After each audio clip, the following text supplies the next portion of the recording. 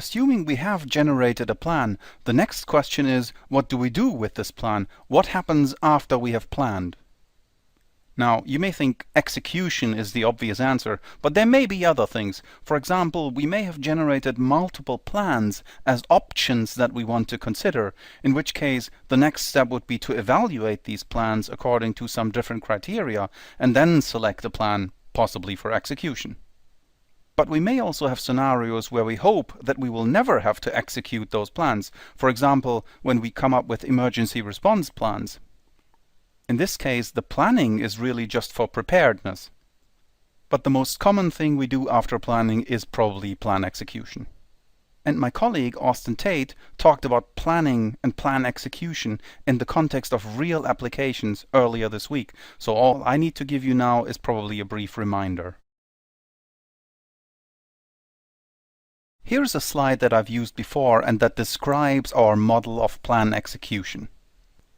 This model starts with what we've seen a lot on this course, namely with a planning problem. This is described by an initial state and by some objectives, which can be either goals or tasks, depending on whether we do STRIPS-like or HTN-like planning. And then we have a description of our state transition system, which could be methods or STRIPS operators, as we've seen before. And then the planner is the planning algorithm we've looked at most of this course. And the output of that planner is, of course, a plan. This plan is then passed to the controller, which is responsible for the execution of the plan. The controller takes the actions from our plan and somehow makes sure they get executed, which affects our real-world system that somehow changes its state. Of course, the system also changes its state due to events that may occur. And to deal with those events and to ensure that the actions have the desired effects on the state of the real world, the controller has some observations that it can use to monitor the state. Ideally then, everything goes according to plan and the controller has nothing more to do. More realistically, things will go wrong or the unexpected will happen, and that means the plan needs to be changed. And for the plan to change, we need the planner again. But what we have to do is give the planner some additional input, and that is the execution status of the plan so far. Then the planner hopefully can generate a new plan, the controller can start executing that new plan, and so on. So what we really have here is a loop that starts with the initial planning problem, then goes through the controller and the execution and returns to the planner, and may go through this process several times before we end up with the desired objectives achieved in the real world.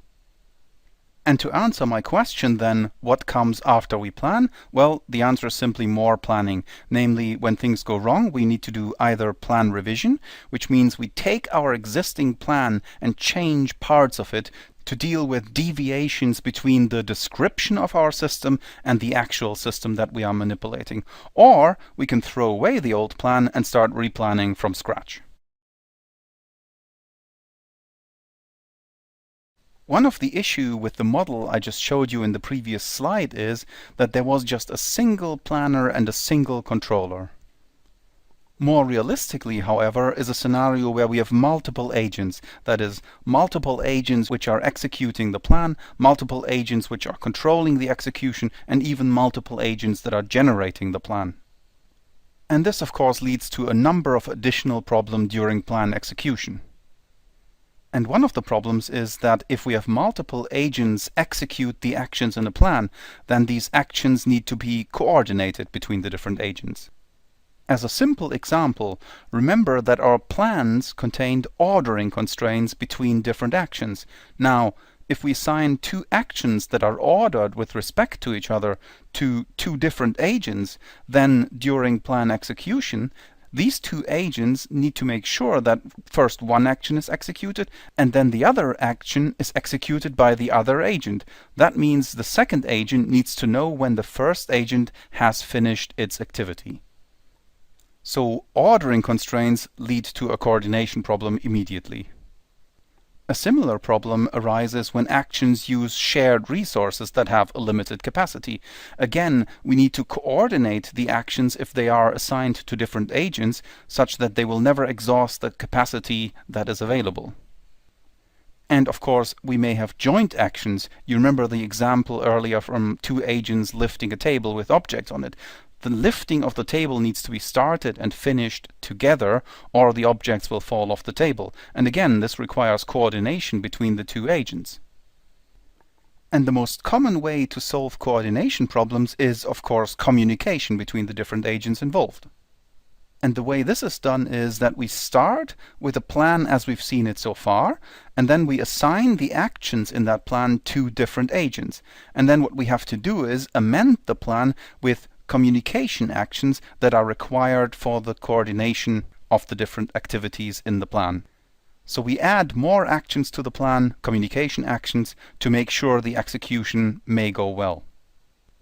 Another reason why we may need communication in a plan is that we may have observation actions. So one agent that is part of our plan has to look at the state of the world and recognize something in that state. And then it may need to communicate the result to other agents that may depend on it.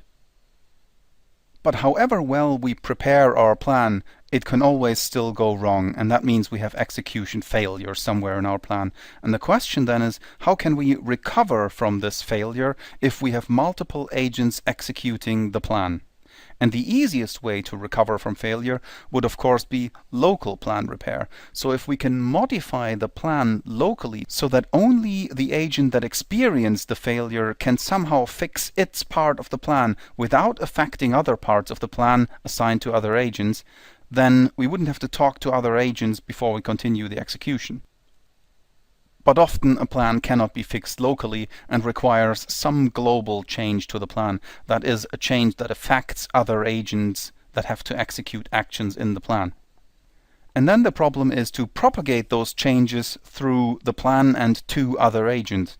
And one important concept here is decommitment. So when we start the execution, we have the agents commit to the actions that they need to execute in the plan.